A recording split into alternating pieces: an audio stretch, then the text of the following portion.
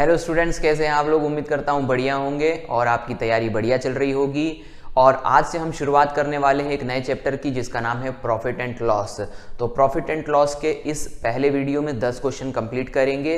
और यदि कोई ने इससे पहले की सीरीज नहीं देखी है तो वो प्लेलिस्ट पे जाकर के इसके पहले जो बेसिक मैंने प्रॉफिट एंड लॉस समझाया है वो समझ लीजिएगा। चलिए बिना किसी देरी के शुरुआत करते हैं। सबसे पहला क्वेश्चन देखते हैं। एक बेईमान व्यापारी त्रुटिपूर्ण तराजू का प्रयोग करके सामान खरीदते समय 10% तथा सामान बेचते समय 15% का धोखा करता है। अब ये जो बेईमान व्यापारी वाले सवाल होते हैं, आ रहा है समझ में? ये आपको कैसे करने हैं वो दो प्रकार से किए जाते हैं, ठीक है। पहला जो ये सवाल है जिसमें क्या कहा जा रहा है कि खरीदते समय 10% का और बेचते समय 15% का वो क्या कर रहा है, धोखा कर रहा है। धोखा करके वो क्या कर रहा है, लाभ कमा रहा है। यानी कि यहाँ पर उसको 10% का लाभ हो रहा है और यहाँ पर उसको 15% का लाभ हो रहा है। जब भी बेईमानी के इस प्रकार के प्रश्न आते हैं जिसमें दोनों ही तरफ से उसको क्या हो रहा है, लाभ, और आपको सिर्फ ये पूछा गया कि बेईमानी से वह कितने प्रतिशत का लाभ कमाता है, तो इसके एक बेसिक कॉन्सेप्ट को आप इस्तेमाल कर सकते हो और वो क्या है, 10 + 15 + 10 × 15/100। ये पिछले वाले सीरीज में मैं कंप्लीटली बता चुका हूं कि ये कहां से आता है। तो यहां पर आपने क्या कर दिया, दोनों को जोड़ दिया तो ये हो गया 25। यहां से आपने इसको 0 कैंसिल कर दिया तो यहां पर आ गया 1.5, 26.5। और ऑप्शन कहीं पर दिख रहा है क्या? यस, 26.5 दूसरे नंबर पर है। 26.5%।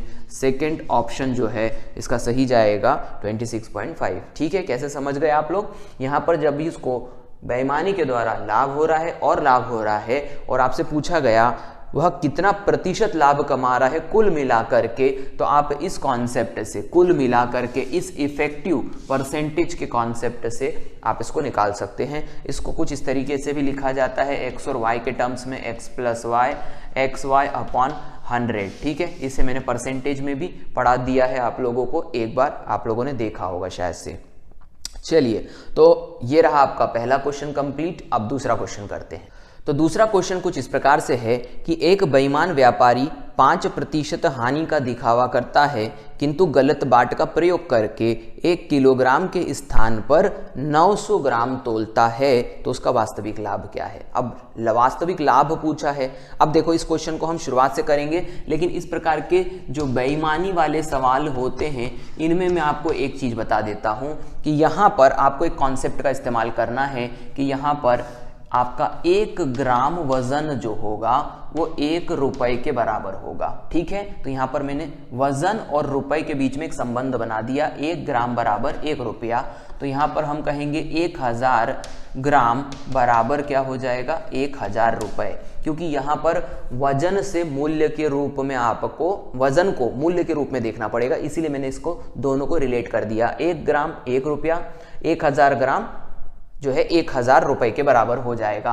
तो ये वाली चीज को आप ध्यान रखिएगा, इस क्वेश्चन में हमें काम आएगी। अब प्रश्न में क्या कहा गया कि ये, पहले इसको मैंने डब्बे में बंद कर दिया ताकि अच्छे से हमारे पास में ये ध्यान में रहे। अब प्रश्न में कहा गया एक बेईमान व्यापारी 5% हानि का क्या करता है, दिखावा करता है।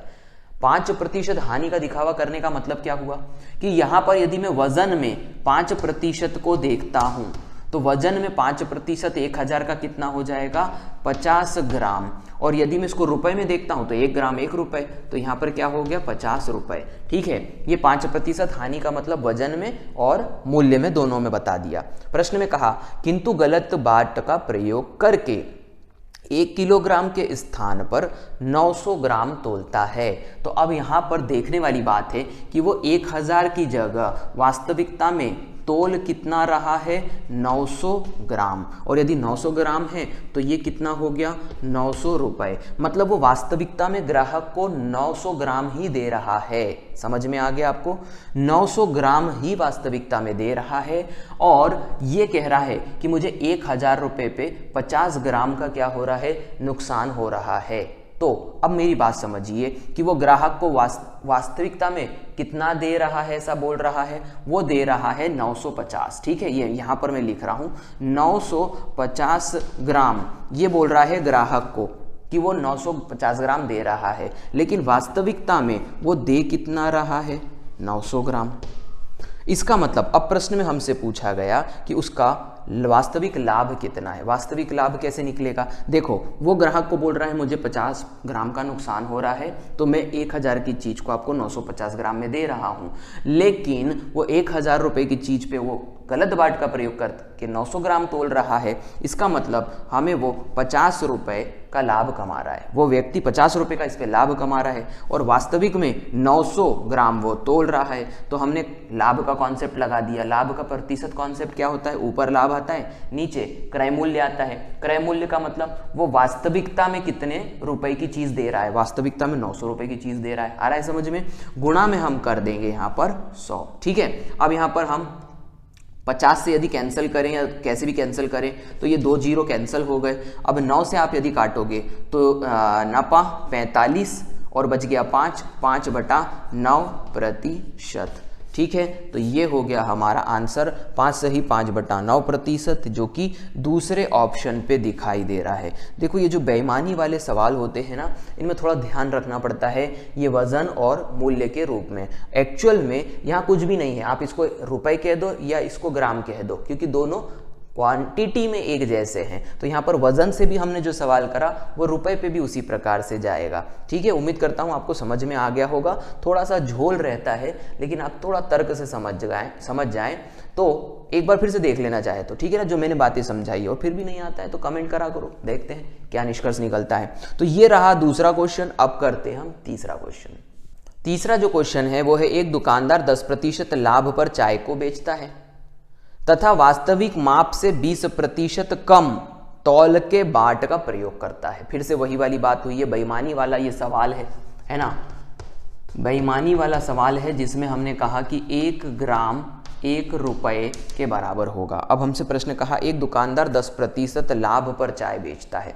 अब यहाँ पर आप समझिएगा कि वो 1000 ग्राम यदि कह रहा है तो अब मैं इसको रुपए पे ही लूंगा, क्योंकि आप समझ गए हैं। यानी कि वो वास्तविकता में 1000 ग्राम यानी 1000 रुपए की चीज को 10% लाभ पर बेचेगा, तो कितने रुपए पर बेचेगा? 1100 रुपए की। इसका मतलब इस बार वो बोल रहा है कि मैं 10% तो लाभ कमाऊंगा इसके ऊपर। आ रहा है समझ में? अब 1000 रुपए की चीज को वो 1100 रुपए में दे रहा है, यानी कि इसको आप वजन में भी ले लेना। 1000 ग्राम की चीज को 1100 ग्राम दे रहा है। अब 1100 ग्राम में दे रहा है। अब यहाँ पर 1000 रुपए की चीज पे उसने आगे हमसे क्या कहा? तथा वास्तविक माप से 20% कम तोलता है। यानी कि यदि हम 1000 की बात करें तो वो 20% कम तोलता है का मतलब वास्तविकता में वो कितना तोल रहा है? 800 रुपए यानी 800 ग्राम। ठीक है ना? अब ये 800 रुपए की चीज को वो कितने में बेच रहा है? 1100 रुपए में। यहां बेईमानी कर रहा है और यहाँ पे दिखा करके 10% ले रहा है। अब प्रश्न में आगे कहा तो उसका कुल लाभ बताओ। कुल लाभ प्रतिशत कैसे निकलेगा? अरे भाई, लाभ प्रतिशत क्या होता है? सिंपल सा काम होता है ना, लाभ बटा क्रय मूल्य गुणा में क्या होता है? 100। लाभ कितना हुआ? 800 की चीज 1100 में बेची तो लाभ हुआ 300। क्रय मूल्य कितना है? ये रहा 800 और गुणा में क्या हो गया? 100। ठीक है ना? समझ गए कि ये क्रय मूल्य क्यों होगा?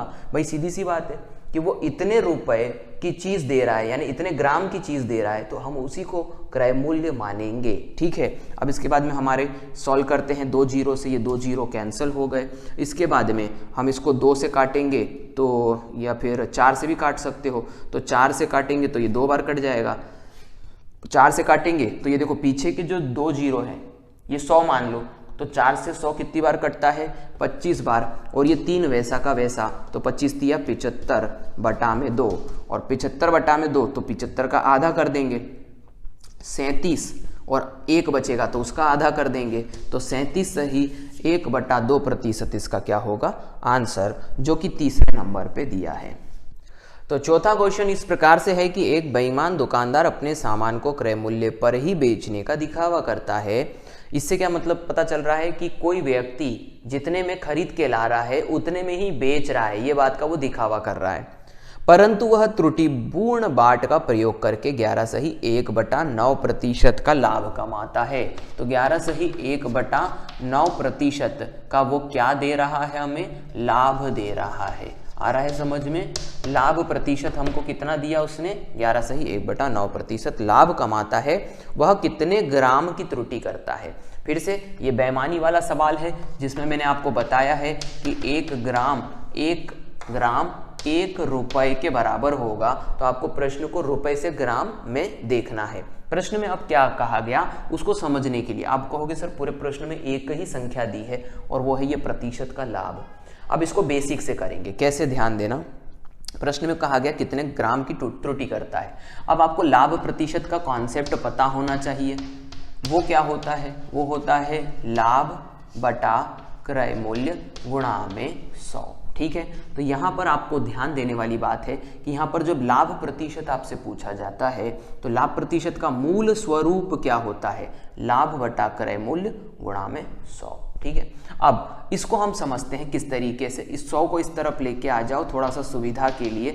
तो ये हो गया लाभ प्रतिशत, बटा में क्या हो गया, बटा में ये हो गया 100, और यहाँ पर जो आएगा वो आएगा लाभ बटा में क्रय मूल्य। ठीक है, अब यहाँ पर हम इस चीज़ को रिलेट करने वाले हैं इस परसेंटेज से। परसेंटेज कितना दिया है? 11/1/9। अब इसको हम रेशो में बदलते हैं तो 11×9 और 1 100, यानी कि 100/9, और इसके बाद में ये पूरा प्रतिशत में दिया है। प्रतिशत हुआ हटाओगे तो बटे में कितना लग जाएगा? 100। ठीक है, तो अब इसको हम इससे रिलेट करते हैं। कैसे? यहाँ पर ये जो 900 रुपये है ये किसके बराबर हो गया?